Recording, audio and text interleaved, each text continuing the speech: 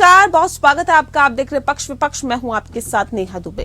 5 राज्यों में हो रहे विधानसभा चुनावों में बीजेपी अलग अलग तरह के प्रयोग कर रही है। पार्टी ने जहां एक तरफ मध्य प्रदेश, छत्तीसगढ़ और राजस्थान में कई सांसदों को विधानसभा चुनाव के लिए मैदान में उतारकर सभी को हैरान कर दिया, तो वहीं दूसरी तरफ बीजेपी तेलंगाना में 30 नवंबर को होने वाले विधानसभा चुनाव के लिए ओबीसी राजनीति पर प्रयोग कर रही है। पार्टी का ये प्रयोग अगर यहां पर सफल होता है तो इसे दूसरे राज्यों में भी लागू किया जा सकता है। इस रिपोर्ट को देखें।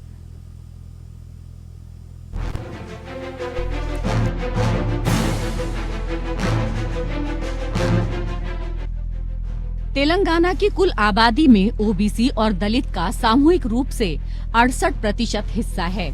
इसमें ओबीसी की बात करें तो वो 51%, दलित 17% हैं। बीजेपी इन दोनों को एक साथ लुभाने की कोशिश कर रही है। बीजेपी का ये प्रयोग कितना सफल होगा ये तो 3 दिसंबर को ही साफ हो सकेगा, लेकिन इतना तय है कि इसने दूसरे दलों की परेशानी जरूर बढ़ा दी है। तेलंगाना चुनाव में बीजेपी विपक्ष की जाति जनगणना की मांग का जवाब देने के लिए पूरे देश में ओबीसी सर्वे कराने की भी योजना बना रही है। ओबीसी को लुभाने के लिए बीजेपी लगातार घोषणाएं कर रही है और ये साबित करने की कोशिश कर रही है कि कांग्रेस और बीआरएस ओबीसी विरोधी हैं। 27 अक्टूबर को केंद्रीय गृह मंत्री अमित शाह ने सूर्यापेट में एक रैली को संबोधित करते हुए घोषणा की कि अगर तेलंगाना में बीजेपी सत्ता में आती है तो मुख्यमंत्री ओबीसी समुदाय से बनाया जाएगा।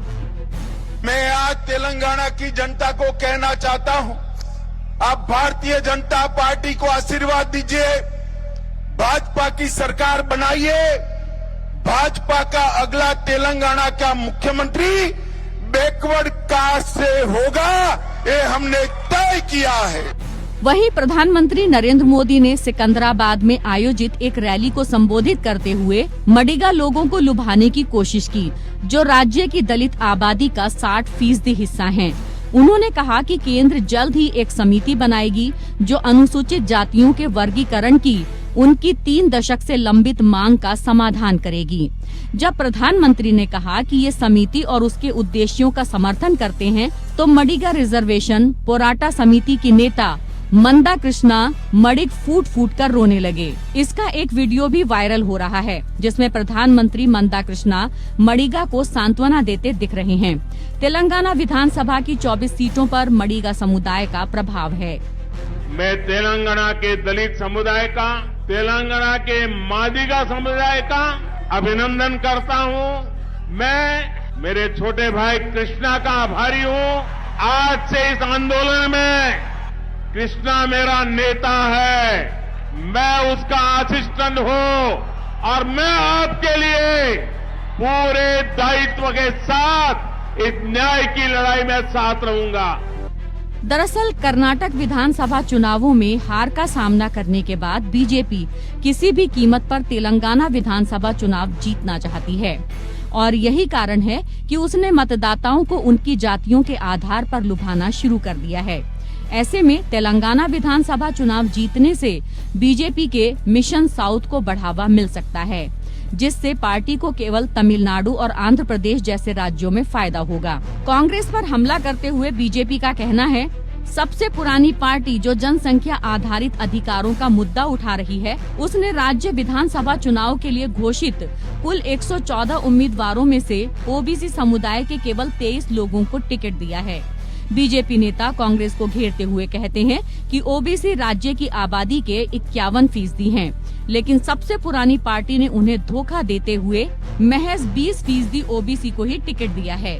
बीजेपी का प्लान बी ये भी है कि भले ही तेलंगाना विधानसभा चुनाव में उसे सत्ता ना मिले, लेकिन कांग्रेस की तुलना में उसे अधिक वोट जरूर मिलें। इससे राज्य में सबसे पुरानी पार्टी के अस्तित्व पर सवालिया निशान लग जाएगा। इसके अलावा जनसंख्या गाथा पर राहुल गांधी के अधिकार भी समाप्त हो जाएंगे, जिससे 2024 के लोकसभा चुनावों में भगवा पार्टी को फायदा होगा। Bureau report, APN.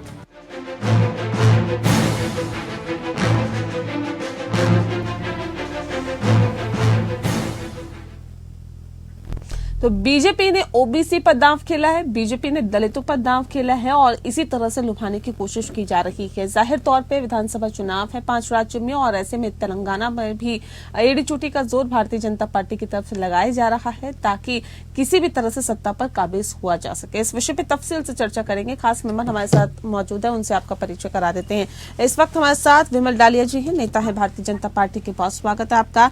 प्रिया गुप्ता जी हमारे साथ है, नेता है बीआरएस की। बहुत स्वागत है आपका प्रिया जी। और संदीप त्रिपाठी जी हमारे साथ है, नेता है कांग्रेस के। संदीप जी आपका बहुत स्वागत है।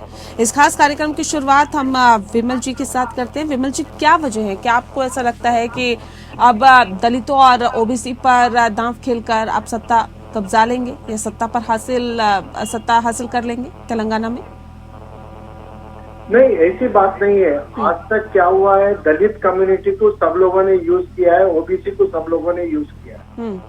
तो भारतीय जनता पार्टी चाहती है कि उन भी बराबर कंधे से कंधा मिला के उनका भी जो डेवलपमेंट होना चाहिए वो जरूरी है। आज हमारे पास में जो दलित कम्युनिटी है उसको आज बाजू बिठाने के लिए भी शर्म करती है, लेकिन हमारे प्रधानमंत्री ने उन्हें गले लगा के, उन्हें सांत्वना देके, उन्हें अपना एक भाई का जो रिश्ता बनाया है, ये एक बहुत सराहनीय काम है। और ये सभी के लिए एक संदेश जाएगा कि दलित कम्युनिटी भी इंसान है, वो भी आज हमारे पास में बराबर का हकदार है। आज उनका खून अपना खून एक ही है। आज उनको भी सत्ता से जो दुरुपयोग हो रहा है उसके लिए उपयोग में लाना चाहिए। और रही बात बीसी कम्युनिटी की, कि आज तक सब लोगों ने बीसी कम्युनिटी को खाली सांत्वना देके कि उनका वोट कैसा हासिल करना वो काम किया है। तो हमने ये सबसे पहले डिक्लेयर किया है कि हमारे अमित शाह जी ने जो सूर्यापेट में जो प्रोग्राम हुआ है उसके अंदर में क्लियर वर्डिंग में उन्होंने बोला है कि अगर भारतीय जनता पार्टी तेलंगाना में सत्ता में आती है तो हमारा बीसी चीफ मिनिस्टर बनेगा। इसके पहले केसीआर जी ने क्या कहा कि भाई मैं दलित को चीफ मिनिस्टर बनाऊंगा। नहीं, जब एक तरफ प्रधानमंत्री नरेंद्र मोदी कहते हैं कि देश में सिर्फ गरीबी जाति है, गरीबी धर्म है, तो फिर उसके बाद ये ओबीसी दलित ये कार्ड खेलने की क्या जरूरत आन पड़ी आप लोगों को? नहीं, कार्ड खेलने की जरूरत नहीं है। आज जो दलित लोगों के साथ में जो सताया जा रहा है उन लोगों को, आज भी हमारे पास में मंदिरों में नहीं आने दिया जाता है उनको। और उनको आज अगर कोई बड़े नेता के घर पे जाते हैं, अपर कम्युनिटी के जैसा हमारे पास में वेलमा कम्युनिटी है और रेड्डी कम्युनिटी है, उनको चप्पल खोल के बाहर ठहरना पड़ता है। यानी कि हमारे पास में एक तेलंगाना में बोलते हैं कि बांचम दोरा की जिंदगी जीना पड़ता है। तो हम ये संदेश देना चाह रहे हैं देश को कि दलित भी हमारा भाई है, उसे भी बराबर का अधिकार मिलना चाहिए, उसे भी हर चीज का सत्ता का रहने दो और जो मंदिरों में रहने दो या जो भी एक बिजनेस के कम्युनिटी में रहने दो या नौकरी में रहने दो, हर जगह उसको बिल्कुल बराबर का अधिकार मिलना चाहिए। जो अपर कम्युनिटी को मिलता है या दूसरे कम्युनिटी को मिलता है वो बराबर उनके साथ भी न्याय होना चाहिए। मोदी जी ने जब जातिगत जनगणना की बात विपक्षी पार्टियां कह रही हैं तो फिर क्यों नहीं मानते उसे? करवा लीजिए जातिगत जनगणना, जिसकी जितनी हिस्सेदारी उतनी उसकी भागीदारी करवा दीजिए। अरे भाई, हर चीज का होएगा। आज मैं कांग्रेस से पूछना चाह रहा हूँ कि 60 साल अब सत्ता में रहे, जब आप ये सब चीजें कहाँ भूल गए थे? आज जब भारतीय जनता पार्टी 10 साल में डेवलपमेंट का काम कर रही है और सबको साथ में लेके जाने का काम कर रही है, जब उनको आज याद आ रही है, इतने सालों में 60 सालों में उनको याद नहीं आया कभी? जनगणना के बारे में याद नहीं आया, कोई चीज में याद नहीं आया, आज ही उन्हें ये सब क्यों याद आ रहा है? संदीप जी, आज ही ये याद क्यों आ रहा है और इससे पहले क्यों नहीं याद? कह रहे जब आप सत्ता में थे तब तो ये कर सकते थे, क्यों नहीं किया आपने? आपको क्या लगता है कि नहीं किया? क्या जो दलितों को आरक्षण मिला है इन्होंने दिया है, या दलित की संख्या, जो दलित भाइयों की संख्या है वो इन्होंने बताई है क्या? 2011 की जनगणना में है। यहाँ जी ये तो इतने बेशर्म लोग हैं कि जातिगत जनगणना छोड़िए, जनगणना ही नहीं करा रहे हैं। इसलिए कि जनगणना होगी और आर्थिक सर्वेक्षण होगा तो इनका जो ये झूठ का मुलम्मा है, जो ये अब बड़े बड़े अडानी और अंबानी जैसे लोगों की PR एजेंसियां काम करती हैं, उसके माध्यम से जो एडवर्टाइजमेंट कराते हैं उसकी असलियत खुल जाएगी। बेरोजगारी का आंकड़ा आज आप देख लीजिए, S&P का आंकड़ा, सरकारी आंकड़ा नहीं मिलेगा। बेरोजगारी का पहले रजिस्ट्रेशन होता था, इन्होंने बंद कर दिया। आत्महत्या करने वालों का आंकड़ा आपको नहीं मिलेगा, NCRB में उसको गायब कर दिया गया। जो है दंगों का जो आंकड़ा था उसको गायब कर दिया गया, उसको बलवा कर दिया गया। अब उसको कहते हैं दंगा हुआ ही नहीं है, इसलिए कि उसको जब आप उसको मेंशन ही नहीं करते हैं, अब उसको आपने बलवा लिख दिया तो दंगे कहाँ से होंगे? ये जो आंख में धूल झोंकने वाले लोग हैं इनको नहीं दिखेगा। ये सामंतवादी विचारधारा और मनवादी विचारधारा के लोग हैं। ये टिक्का लगाकर ये गौमांस तो खा सकते हैं, लेकिन गौमांस के लिए किसी की हत्या कर सकते हैं। ये ऐसे लोग हैं और आज हमको ज्ञान दिया जा रहा है। आज ये कह रहे हैं कि हम वहाँ पर अमित शाह जी ने कहा जैसे तेलंगाना में कि हम वहाँ पर जो है एक OBC मुख्यमंत्री बनाएंगे। मैं सिर्फ ये जानना चाहता हूँ कि अगर आप में इतनी हिम्मत है, इतना जज्बा है, इतना कुछ करना चाहते हैं, वही हिम्मत आप राजस्थान में दिखा दीजिए, वही हिम्मत मध्य प्रदेश में दिखा दीजिए, वही हिम्मत आप छत्तीसगढ़ में दिखा दीजिए, वही हिम्मत आप मिजोरम में दिखा दीजिए। नहीं दिखाएंगे। जहाँ इनको सत्ता में नहीं आना है वहाँ ये बात करेंगे कि हम ये दे देंगे, वो दे देंगे, इसलिए कि इनको पता है। तो मतलब आप ये कह रहे हैं कि राजस्थान में सत्ता में आएंगे, आप ये कह रहे हैं कि मध्य प्रदेश में सत्ता में आएंगे, आप ये कह रहे हैं कि छत्तीसगढ़ में ये सत्ता में आएंगे, ये कह रहे हैं। अरे नेहा जी थोड़ा सा इतना तो नॉलेज होगा ना, 18 साल से मुख्यमंत्री है, काहे नहीं दे दिया? उत्तर प्रदेश में एक जो है OBC चेहरा बनाकर उसको स्टूल का मंत्री बना दिया, उसको कुर्सी के बजाय स्टूल दिया जाए, ये बताएंगे OBC के हितैषी हैं जिन्होंने मंडल कमीशन का विरोध किया, खुलेआम विरोध किया, मंडल आंदोलन के खिलाफ तो मंडल आंदोलन चलाया। आपने तो जनगणना कराई लेकिन उसकी रिपोर्ट ही सार्वजनिक नहीं की। सुन लीजिए, क्या सार्वजनिक नहीं था? रिपोर्ट सार्वजनिक नहीं की सर। किस चीज की? 2011 की रिपोर्ट। अच्छा, जब आप कहते हैं जातिगत आधार पर जनगणना की बात आप करते हैं, बहुत बढ़िया सवाल है। देखिए मैं आप पर आक्षेप नहीं लगाता हूँ, लेकिन अगर आप पार्टी न बने तो बेहतर है। मैं सिर्फ आंकड़ों की बात करूँ। सवाल पूछ रही हूँ सर, मैं कहाँ किसी की पार्टी बन रही हूँ। सुन लीजिए, मैं इसलिए कि आपको ये नहीं पता है कि वो अच्छा ये 2011 से काउंटिंग शुरू हुई, तब तक चलिए आप बता सकते हैं? पता है आपको? क्या चीज, क्या बोल रहे हैं आप? 2011 से जनगणना स्टार्ट हुई और ये कब तक चली है? नहीं, रिपोर्ट सार्वजनिक हुई या नहीं हुई मुझे बताइए। पूछ रहा हूँ। नहीं, फिर वही बात, कब तक चली है ये तो आपको पता होना चाहिए, कब तक चली है। अच्छा, 2014 में सरकार बदली है ना, 2014 में सरकार बदली है ना, उससे पहले जातिगत जनगणना की रिपोर्ट तो सार्वजनिक हो जानी चाहिए थी। मोहतरमा सुनिए, बहुत शांति से। 2011 में जनगणना शुरू होती है, 13 तक जनगणना होती है, 13 के बाद 14 जो है मई में जैसा कि चुनाव होता है उसके पहले आचार संहिता लग जाती है। जाहिर सी बात है कि चुनावी मोड में सरकार आ जाती है और जो है हम सत्ता से बाहर हो जाते हैं। आर्थिक जनगणना के साथ साथ आर्थिक जो है सर्वेक्षण भी हुआ था, जिसके आंकड़े ये 2016 में जारी करते हैं।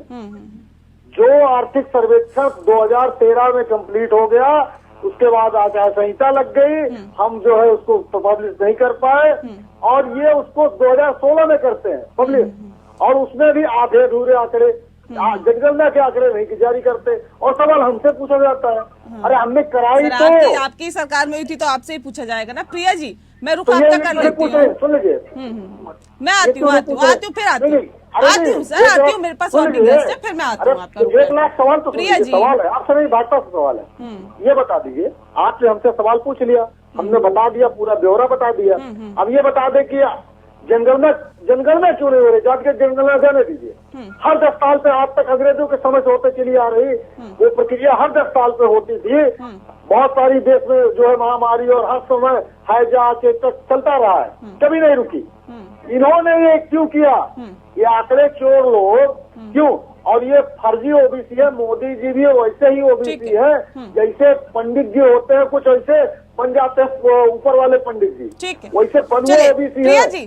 प्रिया जी, मैं रुख आपका कर लेती हूँ। सवाल इस बात को लेकर है कि देखिए, अब तो ये यहाँ भारतीय जनता पार्टी सीधा सीधा ऐलान कर रही है कि तेलंगाना में अगर हम आ जाते हैं तो हम तो OBC चेहरा मुख्यमंत्री का आगे बढ़ाएंगे या बनाएंगे।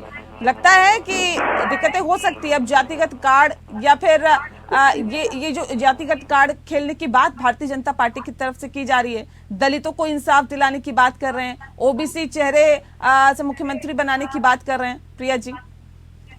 जी नेहा जी, मैं सबसे पहले ये एक बात पूछना चाहती हूँ भारतीय जनता पार्टी के लोगों से ही, आपके माध्यम से, कि जो दलित कार्ड इनके पास में एक तो धर्म की राजनीति होती है, अब वो धर्म की राजनीति इनकी कहीं से भी तेलंगाना राज्य में चल नहीं रही है, अब ये जातिवाद पर आ गए।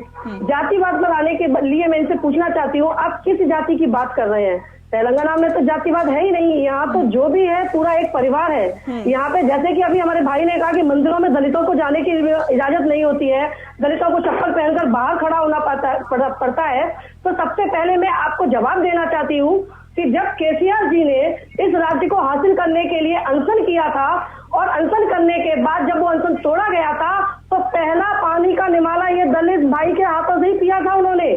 आपको याद नहीं होगा, वो दलित भाई जिनको आज नरेंद्र मोदी जी स्टेज पर हाथ लगा के माधेगा जी को बोल रहे हैं कि हमारे भाई हैं और हम इनके लिए लड़ेंगे और इनके लिए खड़े हुए हैं, आज उन्हीं के हाथों से पहला पानी का गिलास उन्होंने लिया था और अपना अनशन तोड़ा था।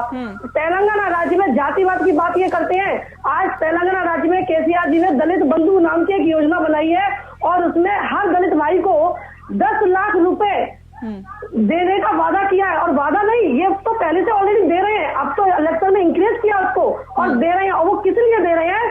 ताकि वो भाई उस 10 लाख रुपए से कुछ एक अपना बिजनेस कर सके, व्यवसाय कर सके, अपने परिवार का भरण पोषण कर सके और उसका कोई भी ऐसा उनको रिटर्न करने की जरूरत नहीं है। ये दलित का आप जातिवाद का बात कर रहे हैं। तेलंगाना राज्य में आप बोल रहे हैं कि सरकार हमारी बनेगी तो बीसी को हम मुख्यमंत्री बनाएंगे। जिन राज्यों में आपकी है सभी राज्यों में बीसी मुख्यमंत्री है क्या? पहली बात। दूसरी बात, आप बीसी दलित और बीसी के लिए आप आगे आ रहे हैं, पहले तो आपकी यहाँ सरकार आने वाली नहीं है, ये हमारा दावा है। दूसरी बात, आप किन दलितों की बात कर रहे हैं? आप अपना प्रभाव बनाने के लिए एक दलित महिला को सामने लाते हैं राष्ट्रपति पद के लिए और वहीं जब आप राज्यसभा का इनॉग्रेशन करते हैं तब आप उसी दलित महिला को भूल जाते हैं, उसका अपमान करते हैं। ठीक है, ठीक है, आपके ठीक है प्रिया जी। विमल जी देखिए, सीधे सीधे आरोप लग रहे हैं। अभी संदीप जी ने भी इस बात को कहा कि देखिए अभी यहाँ पे तो आप कह रहे हैं कि देखिए हमारी सरकार बनेगी तो हम ओबीसी से मुख्यमंत्री बनाएंगे, कह रहे वहां सरकार तो छोड़िए, अपनी सीटें आप ले आइए, कुछ सीटें ले आइए, यही बड़ी बात है। दूसरी बात ये कि जिन राज्यों में आपकी सरकार है वहां ओबीसी का मुख्यमंत्री क्यों नहीं है, या जो हिंदी भाषी राज्य हैं जहां पर अभी चुनाव हो रहे हैं वहां पर क्यों नहीं आप ये बात कहते हैं कि अगर हमारी सरकार आई तो हम ओबीसी से मुख्यमंत्री बनाएंगे। तो ये तो सिर्फ यही हो गया ना कि लोगों को लॉलीपॉप थमाने की कहीं ना कहीं चीजें निकल के सामने आ रही है कि एक झुंझुना आप पकड़ा रहे हैं कि देखिए ऐसा होगा तो ऐसा हम कर देंगे, जहां पे कर सकते हैं वहां पे कुछ बोलते नहीं। नहीं, अपन जब बात आज तेलंगाना की कर रहे हैं और प्रिया जी ने बताया कि भारतीय जनता पार्टी की धर्म की राजनीति नहीं चल रही, आप खुद अपने गिरेबान में झांक के देखिए कि धर्म की राजनीति आप कर रहे हो। आज एमआईएम कम्युनल है, आप भी जानते हो। आज उन्होंने हिंदू देवी देवताओं का किस प्रकार बेइज्जती करे, ये दुनिया जानती है, आज वर्ल्ड ओवर सब लोग जानते हैं। और प्रिया जी बोलते हैं कि यहाँ पे दलित के साथ अन्याय नहीं हो रहा है और हमारे चीफ मिनिस्टर दलित के साथ। आज कृष्णा जी अगर के साथ में अगर न्याय होता था तो उनको नरेंद्र मोदी जी के लिए जाने की जरूरत ही नहीं पड़ती थी।